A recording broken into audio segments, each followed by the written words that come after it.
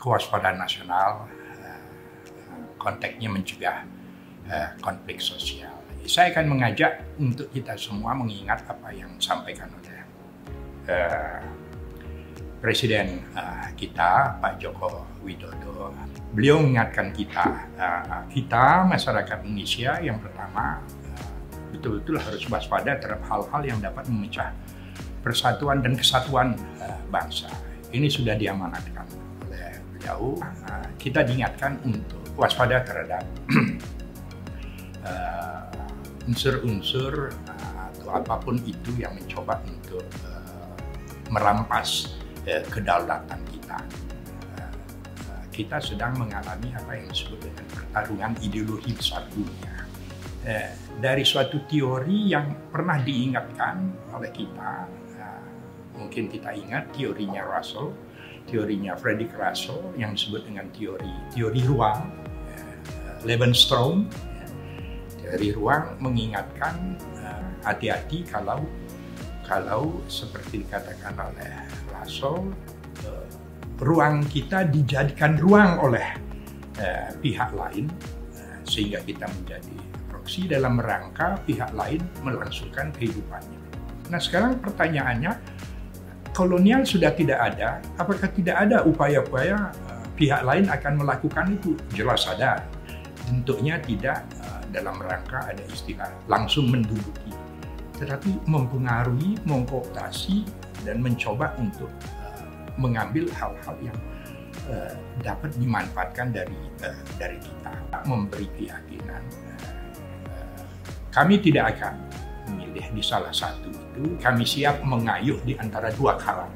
Ini yang mendasari apa yang disebut kita mengambil politik bebas aktif, independent in thinking, dan freedom in action. Kekuatan bipolar Amerika dan polar China begitu, masing-masing mencoba untuk akhirnya menarik pengaruh-pengaruhnya kepada kita.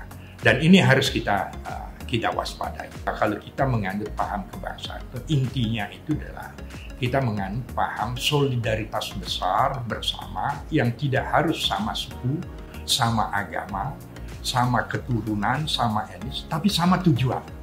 Bangkitnya kembali istilah politik identitas dan sebagainya. Ini cukup mengkhawatirkan. Ada ancaman yang sifatnya nyata, ada yang tidak nyata. Tidak nyata ini adalah potensial. Ada ancaman militer, ada ancaman non-militer, dan ancaman hibrida.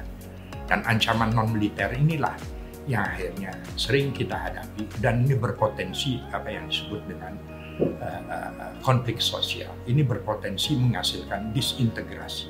Ini semuanya gara-gara ada perkembangan lingkungan strategis, ada suatu situasi di luar yang memaksa kita untuk bisa mengikuti kepentingan-kepentingan pihak lain, hal-hal yang memang bertentangan dengan Pancasila, non-Pancasila.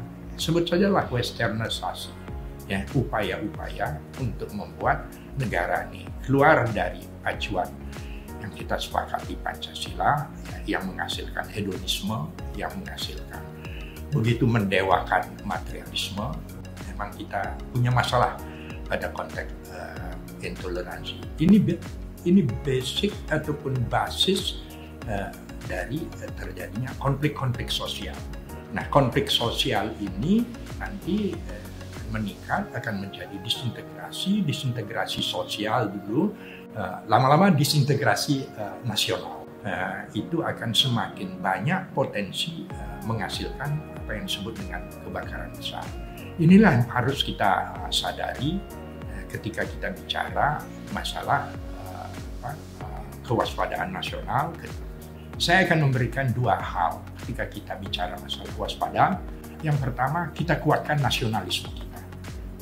Yang kedua, inti dari kewaspadaan nasional itu, kita harus hati-hati, kita harus waspada upaya-upaya untuk menjadikan negara ini menjadi proksi. Ya, penilaian Bapak tentang kemajemukan masyarakat dan kematangan masyarakat dalam konteks kewaspadaan nasionalnya seperti apa sekarang?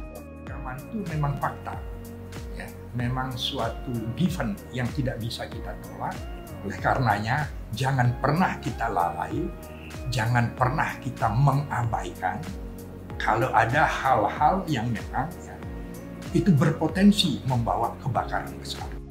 Kalau kita lihat kembali ke masalah Papua, Bapak mengikuti juga kan perkembangan Papua. Bagaimana kewaspadaan nasional di Papua? Kita tahu bahwa orang asli Papua itu kan sekarang kelompok orang kecil, tapi berusaha untuk mempengaruhi kelompok menjadi besar. Dan di sana kan terjadi masyarakatnya cukup majemuk. Bagaimana harus pemerintah daerah dan masyarakat bersempat dalam konteks ini, Pak, meningkatkan kewaspadaan nasional. Ya, tapi sebetulnya heterogenitasnya tinggi sekali. Jadi memang konteks kewaspadaan nasional, kita bicara konteks sosial. Kalau ini sudah tidak dimanage dengan baik, tidak disadari oleh masyarakat itu sendiri, sebetulnya itu sumber konflik semua. Yang disebut dengan persatuan kesatuan itu tidak sekali jadi. Dia perlu dipelihara, ya, dia perlu dikembangkan, dan dia perlu untuk selalu diwaspadai kemungkinan-kemungkinannya untuk berkembang menjadi hal yang tidak yang kita inginkan. Itu kira-kira. Ya, terima kasih Pak Putu. Pencerahannya pada hari ini. Terima kasih.